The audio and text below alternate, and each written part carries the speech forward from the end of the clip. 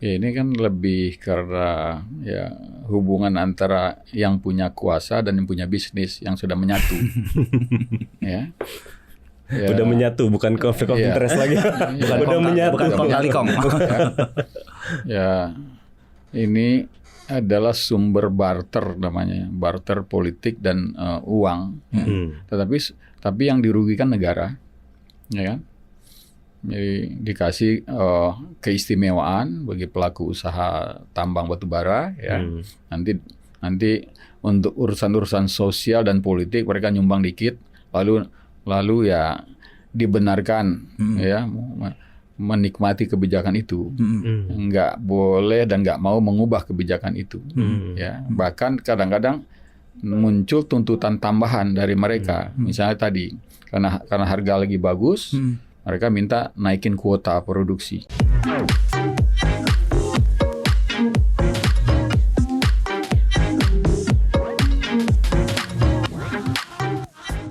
Halo Sobat Cuan, kembali lagi di podcast Cuap-Cuap Cuan CNBC Indonesia. Kali ini kita berada di segmen Koneksi Konten Ekonomi Seksi. Oke, saat ini saya bersama Michael Jeffriando, Managing Editor dari CNBC Indonesia untuk makroekonomi, ngebahas soal APBN dan lain sebagainya. Tapi kami berdua tidak sendirian. Kali ini kita ditemani oleh ekonom senior yang udah terkenal dan juga mantan Menteri PPN Kepala Bappenas, Pak Andrinov Caniago. Apa kabar, Pak? Alhamdulillah baik, Mas Wede, Bang Mike. Pak Andrinov ini udah jadi narasumber kita lama ya Mike ya. Betul. Di ekonomi, sempat jadi menteri juga. Kali ini kita akan membahas tentunya isu-isu yang hangat di sektor ekonomi untuk pancingan nih Pak Andrinov. Kita tahu sekarang yang lagi ramai ya Mike ya, soal rencana kenaikan PPN. Di mana-mana orang ngomongin kenaikan PPN 12%, tapi kemarin juga Pak Luhut bilangnya mungkin akan diundur kenaikan PPN. Terus di satu sisi ada lagi isu yang lagi hangat, bagaimana utang kita terus naik. Bahkan jumlahnya sampai berapa, Mike? 8.500 sekarang. 8.500 Hampir hampir 9.000 triliun nih Pak Andrinov nih. Pak, pemerintah mau naikin PPN. Mungkin ini kan sudah direncanakan dari pemerintahan sebelumnya ya Pak. Terus juga utang makin naik. Apakah Indonesia kurangan uang Pak? Apa gimana sih Pak? Ya itu kan tanda-tanda kurang uang itu. Gimana sih Pak ngelihatnya Pak? Apa emang nggak ada sumber lain? Kalau negara Pak? lagi mikir keras mencari sumber-sumber uang itu tandanya negara kurang uang, pemerintah kurang uang itu. Ya pajak, cari sumber-sumber pajak, gitu. Atau dinaikin pajaknya atau basis pajaknya dicari gitu ya. Nah kemudian ya apalagi Utang. nambah hutang ya. Nah, ya itu tandanya ya modal untuk membiayai rencana-rencana kerja belum ketemu itu, program belum ketemu gitu. Masih. Dan emang nggak ada sumber lain Pak selain dari utang sama PPN gitu, sampai ini masyarakat kalau PPN katanya ya makanya semua orang kena ya. Semua orang kena. Beli barang jadi mahal gitu. Utang juga kayak kita nggak ada sumber-sumber lain. Katanya kita negara kaya. Iya, betul. Nah, Banyak tuh? sumber daya alam. Banyak sumber daya alam. Nikel nomor 1, ini nomor berapa gitu. Gimana Pak? Bukan nggak ada sumber lain. Ada yang menjadi haknya negara itu ada, tapi nggak diambil. Apa tuh Pak contohnya Pak? Yaitu bagi hasil sumber daya alam. Ya dari nikel, batu bara ya itu nyata sebetulnya peluangnya, potensinya ya. Dan haknya negara yang selama ini dikasih begitu aja kepada pelaku usaha di sektor itu. Oke. Nah, harusnya gimana Pak? Harusnya ya kembalikan hak negara ya. Sesuai dengan semangat pasal 33 ayat 3, sesuai dengan kepatutan kewajaran. Nah, yang terjadi ini kan nggak patut, nggak wajar dan melanggar pasal 33 sebetulnya. Kan bunyi pasal 33 orang hafal kan? Iya. Ya, bumi air dan kekayaan alam yang terkandung di dalamnya dikuasai oleh negara, tapi itu koma. Dikuasai oleh negara ya dan dipergunakan untuk sebesar-besar kemampuan rakyat. Iya. Belum tuh Pak. Nggak dikuasai oleh negara dan dipergunakan untuk segelintir pihak itu kan melanggar. Kenapa bisa begitu? Apa pemerintah nggak punya daya tawar atau seperti apa? Itu potensinya gede gak sih Pak daripada kita misalkan ngutang atau naikin PPN yang katanya sangat besar ya. Ya ini yang amat bikin miris itu kan kemarin ketika windfall profit tahun 2021, 2022, 2023. Betul. Ya, harga batu bara luar biasa ya, melonjaknya bahkan pernah tembus $420 Per metric ton. ya per metric ton. Iya. Nah, kemudian pada saat yang sama ya tentu yang punya pengaruh juga meminta kenaikan kuota produksi atau eksploitasinya, Iya. volumenya juga melonjak. Benar. Oh, itu pesta pora, lebih dari pesta pora si pemilik ini. Makanya sekarang kan kalau kita dengar pengumuman bagi dividen, Iya, betul. mengagetkan kan? Iya. Ada yang dapat 2,7 triliun, Betul. ada yang dapat 1,1 triliun. Betul. Gitu. Nah, itu dengan dapatnya dengan enak itu, ya nggak berkeringat, ya cuman Iya. ya punya izin, Iya. lalu disubkontrakkan kepada ini ya untuk logistiknya, pengerukan segala macam, lalu ya terima. Berarti Ya, kalau dilihat batu bara aja, kita bahas batu bara Iya. dulu nih Pak. Batu bara kan negara selama ini kan mendapatkan misalnya dari biaya keluar ya Pak. Ya. Iya. Lalu ada pajak badan yang diterima negara. Nah, PNBP. apakah PNBP? Apakah PNBP. itu belum cukup Pak? Sangat tidak cukup, sangat besaran itu sangat tidak wajar, sangat tidak patut, dan itu bisa dilihat kok berapa yang diterima oleh negara misalnya selama waktu tahun 2021, 2022 ya 2023 ya. Dibanding dengan nilai produksi batu bara itu, total produksinya, wah itu kecil sekali. Jadi kalau total produksi selama 2 tahun itu 3.000 triliun lebih, 3.000 triliun itu udah hampir APBN 1 tahun. Negara cuma dapat 144 triliun. Yang di tahun keduanya itu tahun 2002 itu kalau nggak salah 150-an triliun gitu ya. Itu dibanding nilai total tadi itu kan kecil sekali. Sementara itu adalah harta negara, harta rakyat itu ya. Nah, si pelaku usahanya ya menikmati luar biasa, dan nggak ada ide dari pemerintah untuk misal memberlakukan pajak progresif atau menaikkan royalti itu secara konstan, secara tetap gitu ya. Nah itu nilainya kan besar sekali. Kalau misalnya dinaikkan misalnya, oke lah, negara itu dapat ambil 40 atau 45%, ya seperti migas, ya, itu kan lumayan, ya. Kalau misalnya net total agregat dari penjualan itu nilainya misalnya 1.000 triliun gitu ya. Ini kalau tahun sekarang diperkirakan kan sekitar 900, emang nggak sebesar 2 tahun yang lalu ya, mungkin sekitar 800-an triliun. Nah kalau negara ngambil misalnya 40%, itu lumayan 300 triliun. Kalau yang kemarin tahun 2021-2022, wah negara bisa dapat 1.000 triliun. Kalau dengan pembagian yang adil, dengan bagi hasil yang wajar, normal gitu. Nah, itu loss opportunity namanya, ya. Hilang kesempatan, peluang yang sebetulnya jadi hak dari negara, ya. Ini total nilai produksi, nilai jual batu bara 3.000 triliun lebih, ya. Nah kalau umpamanya 40% aja dari itu negara ambil, ya, 1.000 triliun kan dapat, ya kan? 35%-nya dapat 1.000 triliun dapat. Nah saya lihat ini kayaknya ada yang nggak mau masuk ke situ, ya, sebagai sasaran sumber pendapatan negara, gitu. Dan ini inline sebenarnya sama yang sering disampaikan Pak Prabowo ya tentang kebocoran ya Pak Andrinov ya. Nah kalau ini udah berlangsung dari lama ini Pak Andrinov gitu. Udah lama. Dan sampai sekarang gitu. Ya. Kenapa sih sulit banget itu untuk menciptakan sistem yang adil gitu Pak? Ya ini kan lebih karena ya hubungan antara yang punya kuasa dan yang punya bisnis yang sudah menyatu. Ya.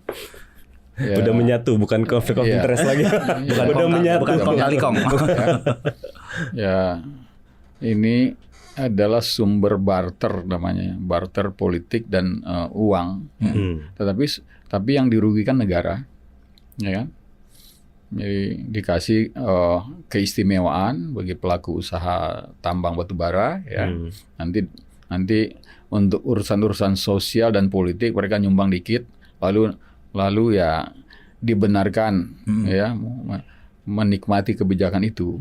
Nggak boleh dan nggak mau mengubah kebijakan itu.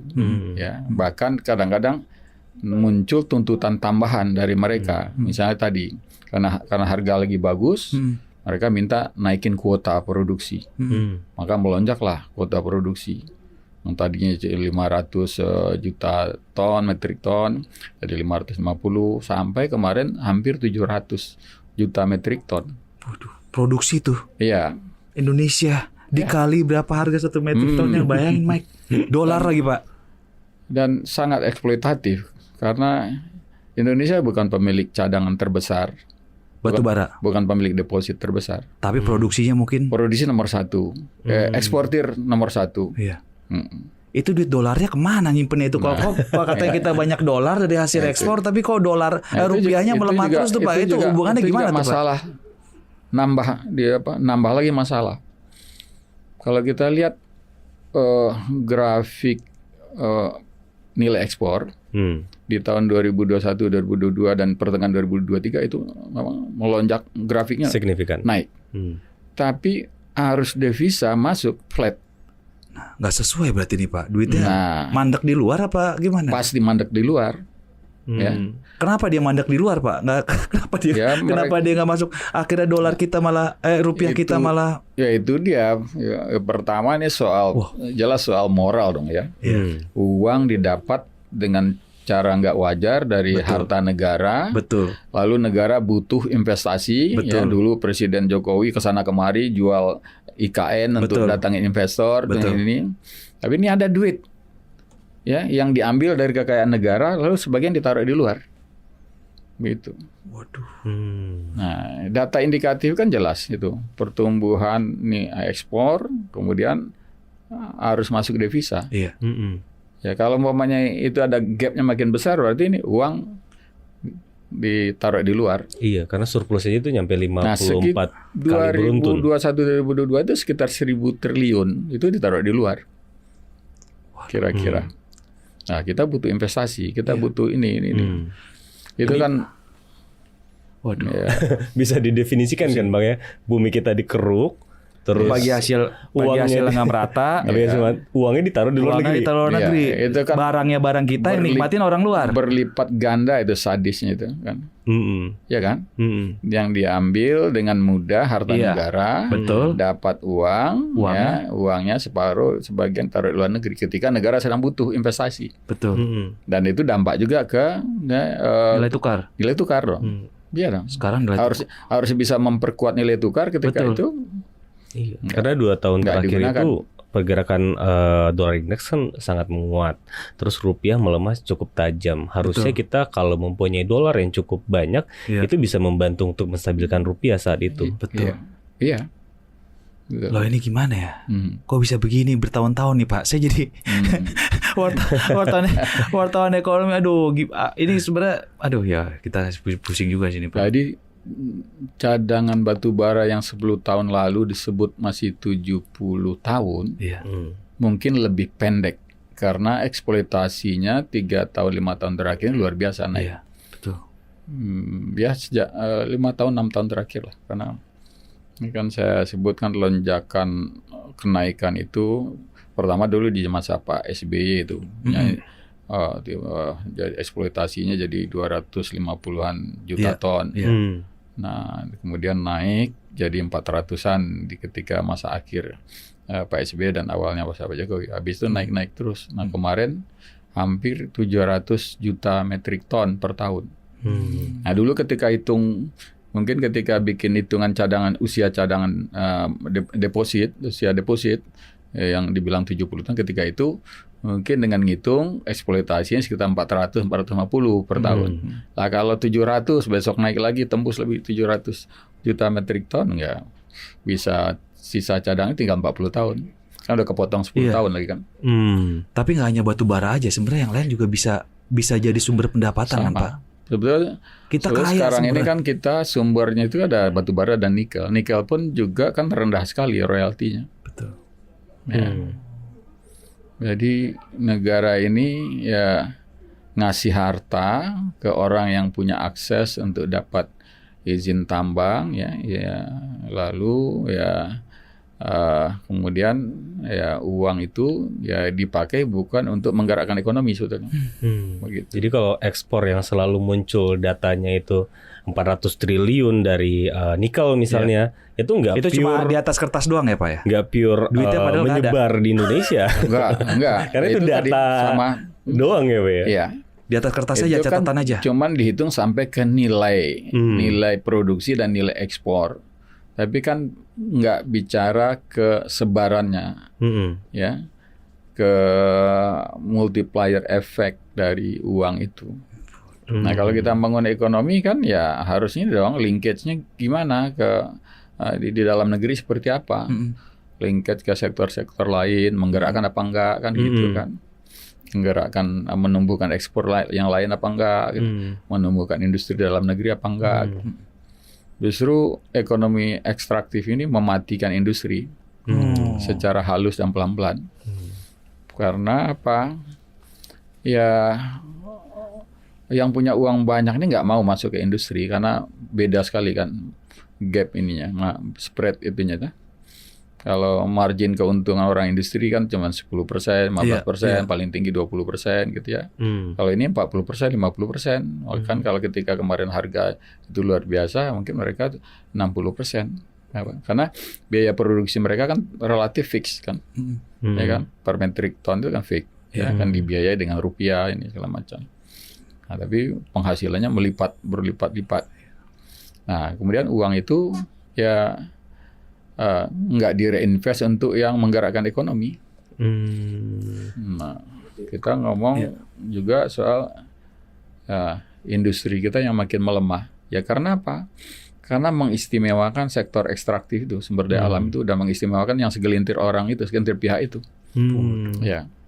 Karena itu benar dari yang disampaikan Pak Andrinov, seperti daerah yang katanya produksi nikel terbesar di Indonesia, ekonomi growth itu bisa tumbuh double digit, tapi tingkat kemiskinan di daerah itu tinggi. Itu kan artinya emang cuma satu variabel yang mendorong gitu ya. Sementara uang hasil dari pertambangan ini nggak nyampe ke masyarakat sekitar gitu. Ya enggak, paling efeknya karena aktivitas tambang ada rumah kontrakan, ada warung makan gitu. Tapi itu kan nggak signifikan dari hasil penjualan tambang itu deposit nikel itu gitu. Mentalitas ini ya nggak lepas dari hubungan dengan kekuasaan ya gitu.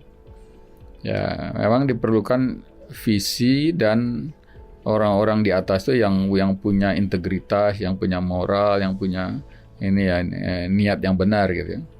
Tidak terlibat dalam barter antara kekuasaan dan uang gitu.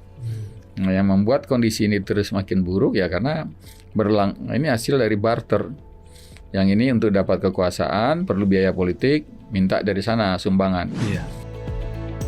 Sobat Cuan, jangan lewatkan lanjutan obrolan seru yang gak kalah menariknya dari pembahasan kita kali ini.